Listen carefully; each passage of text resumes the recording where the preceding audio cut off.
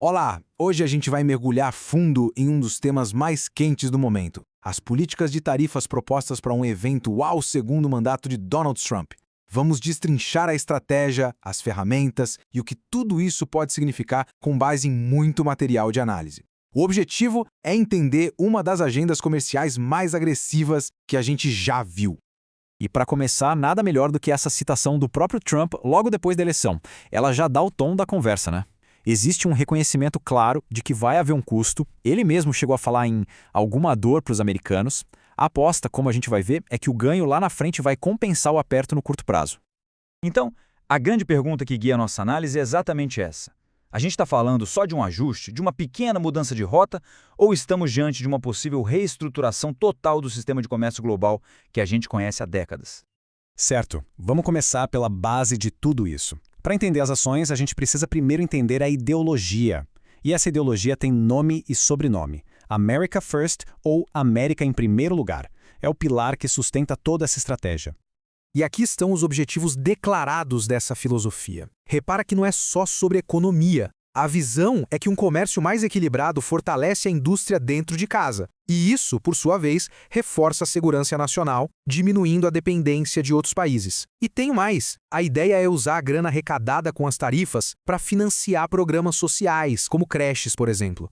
Agora vamos para a parte prática. As ferramentas que o governo planeja usar. Não é só uma tarifa única para todo mundo. É um verdadeiro arsenal de instrumentos legais e políticos. Alguns são bem conhecidos, outros estão sendo usados de maneiras completamente novas. O conceito principal aqui é o de tarifas recíprocas. A ideia parece simples. Se um país taxa os produtos estadunidenses, os Estados Unidos taxam de volta na mesma medida. Só que o jeito que eles calculam isso tem sido muito criticado. Muitos economistas dizem que a fórmula é simplista demais e que não tem muito a ver com as barreiras comerciais de verdade. E essa tabela aqui ilustra perfeitamente como essa política funciona na prática. Vejam só a variação, de 10% para o Reino Unido até 50% para o Brasil. E a China? Chegou a um pico de 145%. Isso deixa bem claro que não é uma política de tamanho único, mas sim uma série de batalhas comerciais calculadas, país por país. Depois, a gente tem as tarifas baseadas na seção 232. Aqui, a carta na manga é a justificativa de segurança nacional. O argumento é que depender de aço, alumínio ou carros importados é uma fraqueza estratégica para o país. E com essa justificativa, o governo consegue agir bem rápido. Agora, essa aqui é talvez a ferramenta mais polêmica de todas: a IIAPA. Pensa só, essa é uma lei criada para aplicar sanções não para política comercial, mas ao declarar uma emergência nacional, que pode ser sobre imigração, drogas ou até o déficit comercial, o presidente pode passar por cima do Congresso. Isso, claro, gerou uma briga jurídica enorme sobre os limites do poder presidencial. Como era de se esperar, essas ações não ficaram sem resposta. O resto do mundo não ficou só assistindo de braços cruzados. Vamos dar uma olhada agora em como os outros países reagiram a essa ofensiva de tarifas. O caso da China é o exemplo clássico de uma guerra comercial de olho por olho, dente por dente. Para cada ação dos Estados Unidos, Pequim vinha com uma contrapartida calculada. A suspensão da exportação de terras raras, por exemplo, foi um golpe duro, porque esses minerais são essenciais para a indústria de alta tecnologia. E a reação foi global e bem diversa. A gente viu o Canadá, um aliado próximo, retaliando de forma direta. O México usando a cooperação na fronteira como moeda de troca. A União Europeia se preparando para uma resposta em bloco, bem forte. Enquanto isso, países como a Índia foram mais cautelosos, e o Brasil se armou com uma lei para poder responder se fosse preciso. Aí fica a pergunta: se os países não concordam, por que não levar a briga para a Organização Mundial do Comércio? Bom, o problema é que o principal tribunal da OMC foi, na prática, paralisado pelos Estados Unidos, que bloquearam a nomeação de novos juízes. Sem esse órgão para dar a palavra final, fica muito mais difícil fazer as regras do comércio global valerem. Com tarifas de um lado e retaliações do outro, a pergunta que não quer calar é: quem paga essa conta?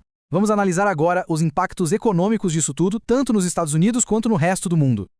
Então, quem paga? De acordo com uma análise do Yale Budget Lab, o custo extra para uma família americana média é de $2.400 por ano. Isso acontece porque as tarifas sobre produtos importados acabam, na maioria das vezes, sendo repassadas direto para o consumidor, lá no preço final.